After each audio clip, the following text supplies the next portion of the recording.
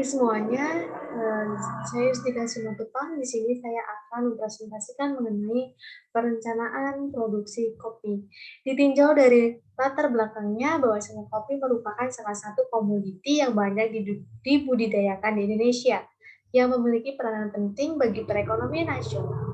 Selain itu, tak sedikit pula masyarakat Indonesia yang gemar akan cita rasa kopi.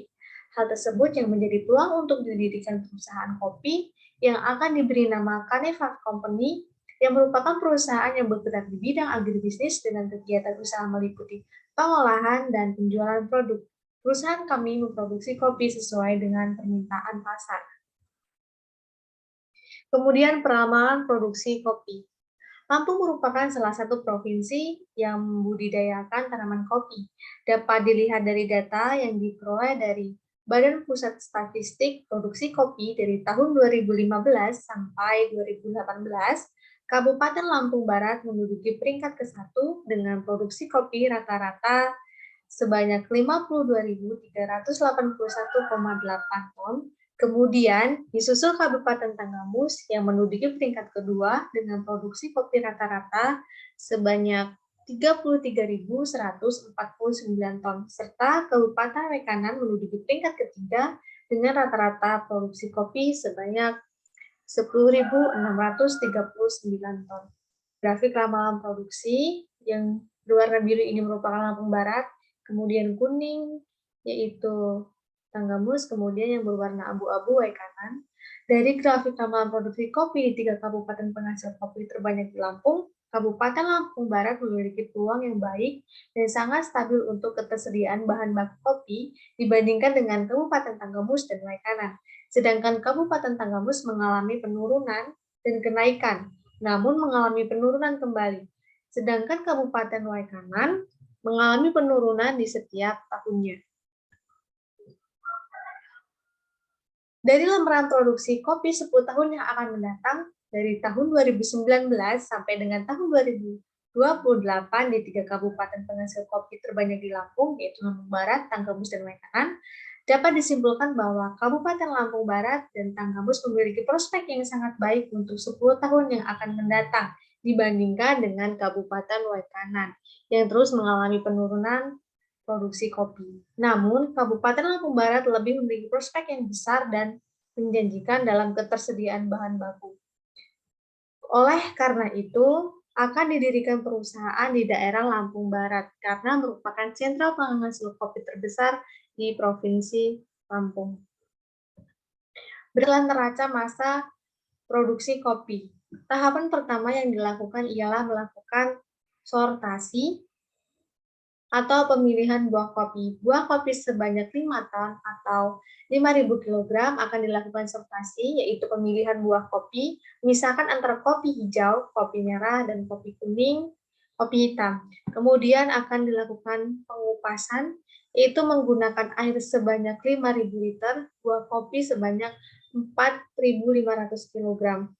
Kemudian kemampuan mesin, yaitu 1.000 kg per jam. Setelah dilakukan pengupasan akan keluar yaitu outputnya air limbah sebanyak 5.000 liter, biji kopi tanpa kulit 4.400 kg, limbah daging buah sebanyak 1.000 kg.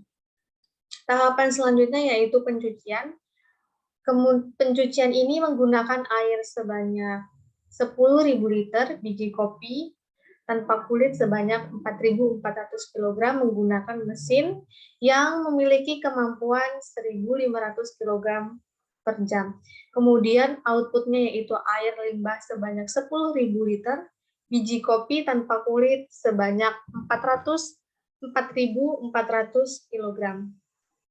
Tahapan selanjutnya yaitu grading atau sortasi berdasarkan nilai cacat, yaitu biji kopi tanpa kulit sebanyak 4.400 kg akan dimasukkan ke mesin sortasi. Kemampuan mesin sortasi yaitu 1.200 kg per jam. Kemudian outputnya yaitu dibagi menjadi grade 1, grade 2, dan grade 3. Grade 1 sebanyak 4.250 kg, grade 2 sebanyak 100 kg, dan grade 3 50 kg.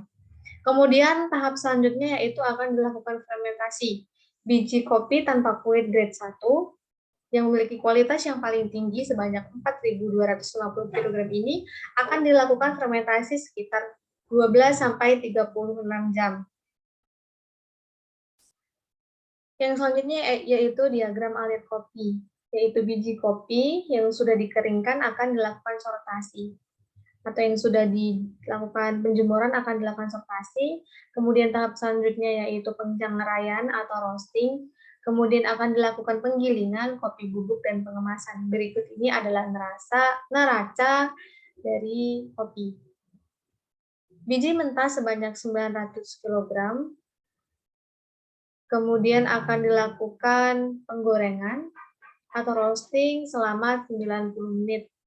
Kemudian akan diperoleh kopi kering sebanyak 726,67 kg.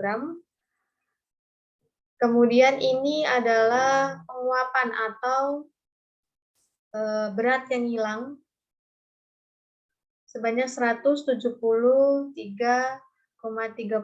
kg. Yang kemudian akan dilakukan sortasi biji kopi kering sebanyak 726,67 kg akan dilakukan sortasi, menghasilkan kopi sebanyak 720 kg. Tahapan selanjutnya yaitu pendinginan dan penghilangan asap. Kopi HS atau yang masih memiliki kulit tanduk sebanyak 720 kg dilakukan pendinginan sekitar setengah jam sampai 1 jam. Kemudian akan menghasilkan kopi HS bersih 719 kg. Kemudian sekam kopi 0,8 kg dan terjadi penguapan 0,2 kg. Tahapan selanjutnya yaitu penggilingan. Penggilingan biji yang telah didinginkan dan tidak berasap lagi dimasukkan di dalam wadah dan didiamkan selama 1 sampai 2 minggu. Kemudian akan biji siap digiling. Biji akan dilakukan penggilingan, yaitu biji yang digiling sebanyak 719 kg akan menghasilkan kopi bubuk sebanyak 359,2 kg. Berikut ini yaitu layout pabrik. Yang pertama ada posapam, ini merupakan pintu masuk. Kemudian di dua ada penerimaan buah. Yang ketiga ada sortasi buah kopi, tempat untuk sortasi buah kopi. Yang kemudian tempat keempat ini pengupasan kulit buah. Yang kelima ini ada fermentasi biji kopi. Yang keenam itu pengeringan. Yang ketujuh adalah pengupasan kulit tanduk. Yang kedelapan sortasi akhir biji kopi. Yang kesembilan ada tempat untuk penyangrai atau roasting. Yang ke-10 ada penggilingan kopi. Kemudian ke-11 ada pengemasan. Di sini saling berdekatan tempatnya agar mempermudah pekerja dalam mengantarkan kopi-kopi untuk diolah. Kemudian nomor 12 ini ada kolam limbah 1 dan nomor 13 ada kolam limbah kedua. Kemudian ada 2 toilet, yaitu di nomor 14 dan juga 15. Kemudian ada kantor administrasi. Kemudian 17 ini merupakan masjid tempat ibadah. Kemudian 18 ada klinik untuk karyawan yang cedera bisa dilakukan perawatan di klinik. Kemudian ada gudang 1 di nomor 19. Gudang ini merupakan gudang penyimpanan produk kopi yang belum dilakukan penggilingan. Kemudian ada laboratorium untuk pengecekan mutu. Kemudian nomor 21 ini ada gudang yang kopi yang sudah dijadikan produk atau kopi bubuk. Kemudian ke-22 merupakan sapam. Ini pintu keluar dari pabrik. Demikian yang dapat saya paparkan atau jelaskan. Kurang lebihnya saya mohon maaf. Saya akhiri. Terima kasih dan selamat pagi.